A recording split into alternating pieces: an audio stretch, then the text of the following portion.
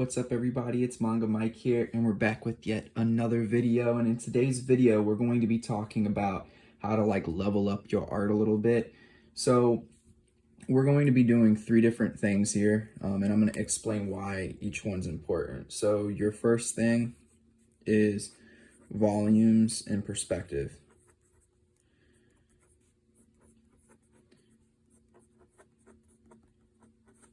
The second thing is deformation of those volumes. Oops. And then your third thing is connections.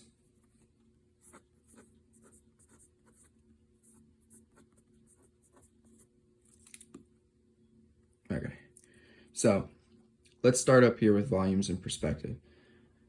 So being able to create a volume and perspective is super important.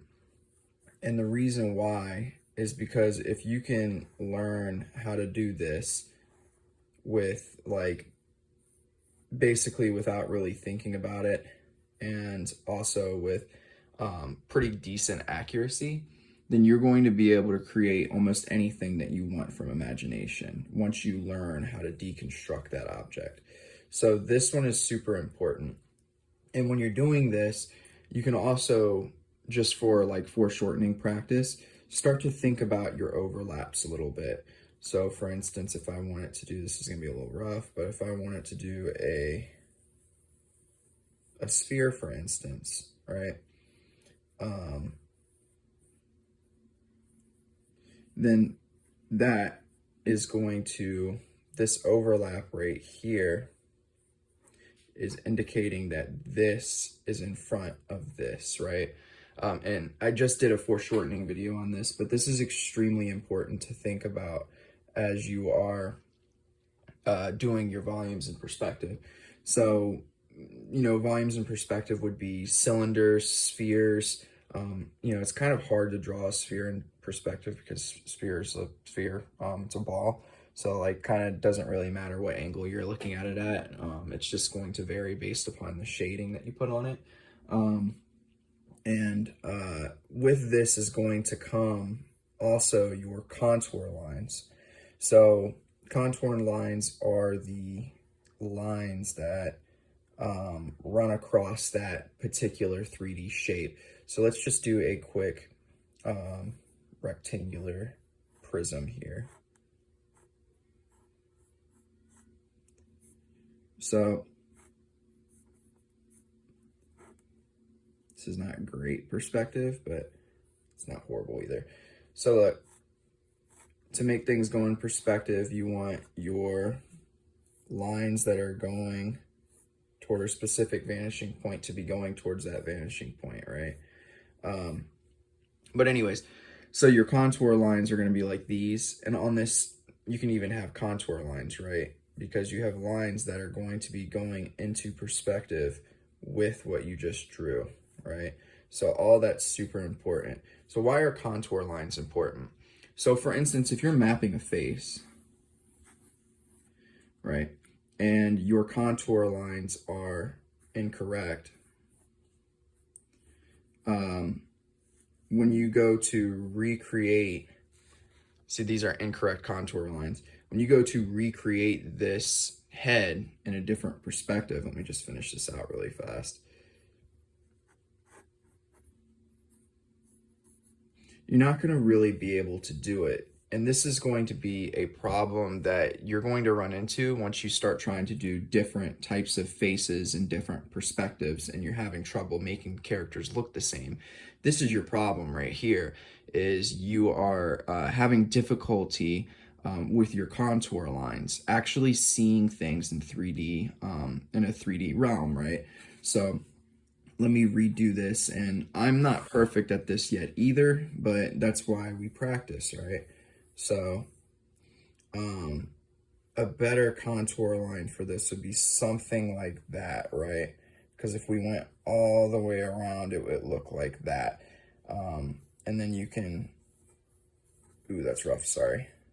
But then you can kind of shave off what you need to shave off for your Loomis method. And also don't do what I'm doing. This is a bad habit that I have. Be long and fluid. I'm just doing that right now because I'm nervous. But you want to be long and fluid, right?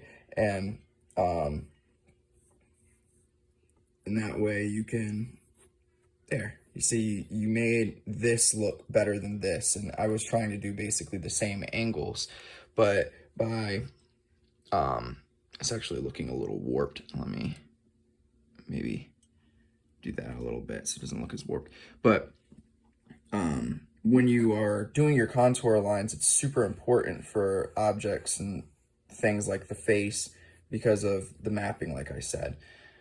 All right, so doing your overlaps, like over here, this is super important, being able to distinguish what's in the foreground, what's in the background.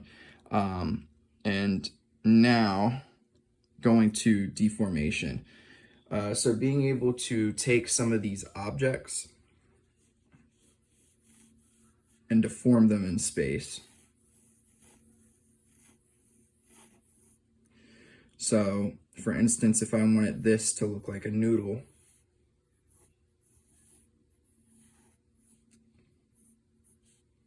it might not look like much now, but using those things that we learned in step 1, we're able to make this look like a noodle, right? And it's coming towards us.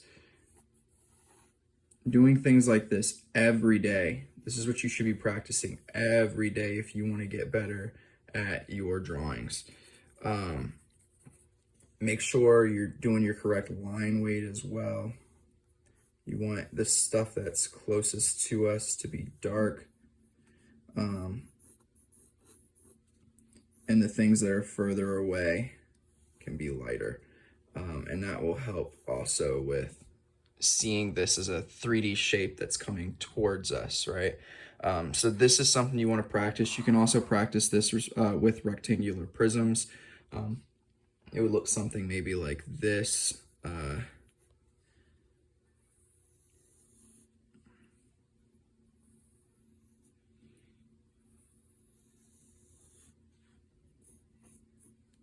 And you can see, like, I'm still kind of like, I'm still learning this too, but I wanted to show you what you can kind of practice in order to help yourself in the long run. And again, this should be daily practice, something you try to do. And it doesn't take much, thought to do these things. And it's okay if you get them wrong.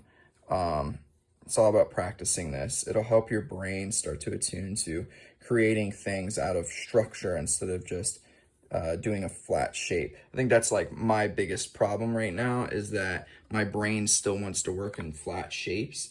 And so when I draw like a body or something like that, for instance, I will typically like take a long time because I'm not doing the proper steps. And then this final thing is connections. So I'm just going to do a quick example to show you why connections are so important. So let's take a cube, or rectangular prism, and we will slightly bend it.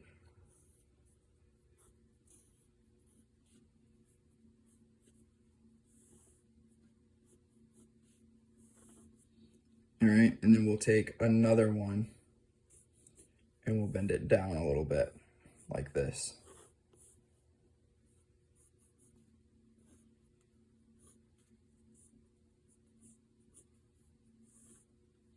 All right, so now I want to connect these two things. So let's act as though this is a rib cage right here.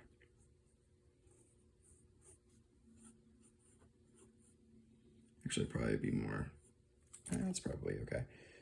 So we'll act as though this is a rib cage and this is the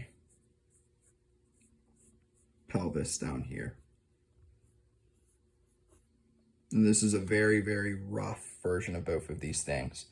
But now I want to connect them, right? Because we have a whole bunch of goodies in here, all these guts and things.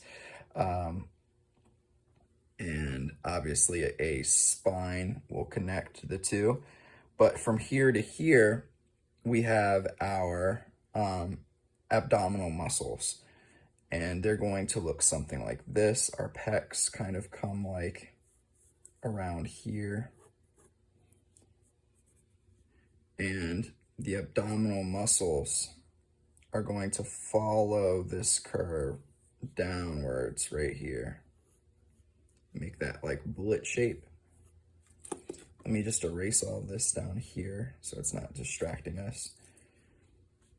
Right, and then we go almost to our halfway point. A little bit below is where your belly button is. We do a contour line in the middle. And now we can finish out the abs, right?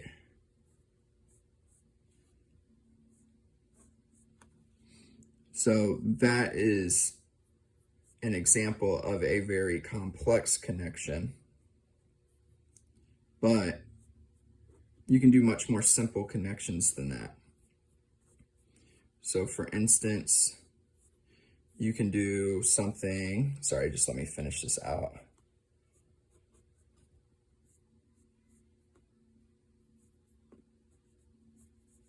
So you can do something that is a little bit more simple than that.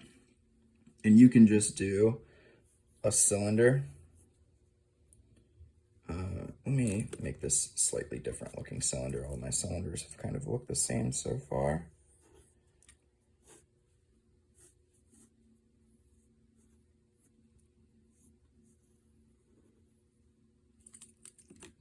So we have one cylinder here, and let's say we have another cylinder.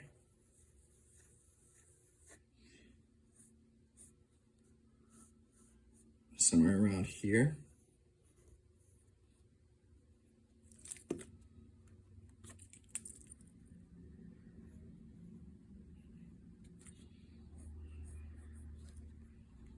Like so.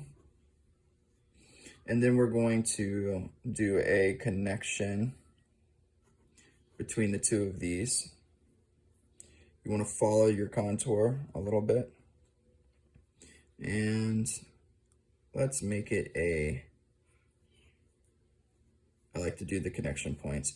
Let's make it a connection that is, I don't know, pretty simple to start. Alrighty. So now we want to give this a little bit of 3-dimension.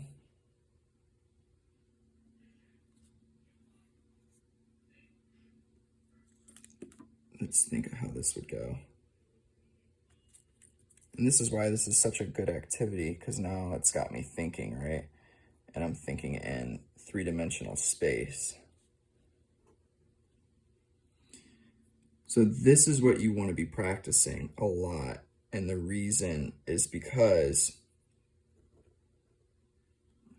of stuff like this over here, actually. Sorry if my hand was just covering all that up.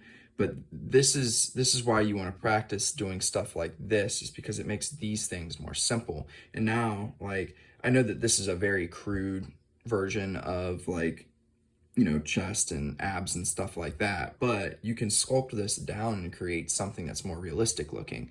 And by practicing these 3 things, volumes and perspective, deformation, and connection, you can do anything that you want with the human body. It might not look perfect, but if you know your proportions and know your anatomy a little bit, you'll be able to create something that's pretty realistic looking, right? And you can do that pretty much from your head. And at the very least, though, doing these things every single day, or as often as you possibly can, will get your mind kind of in tune with, okay, and when I'm starting a drawing, I should be starting with cubes, cylinders, spheres, and then I can build up from there, right? So that's like really important to think about as you are going down your path of trying to level up your artwork. I can guarantee you start doing these kinds of things regularly, you're going to start to see vast improvement in your art style and all that stuff. Your artwork's just going to start to look more structured and more complete. But anyways, I will give you this homework. Try to do this every day for a week or two and just see how much you improve. Use reference if you need to, by the way, but see how much you'll improve. But anyways, I hope that this was helpful. I enjoyed kind of practicing. This was my daily practice for this.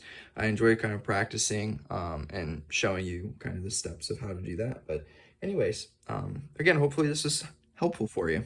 I'm Manga Mike, and I'm out.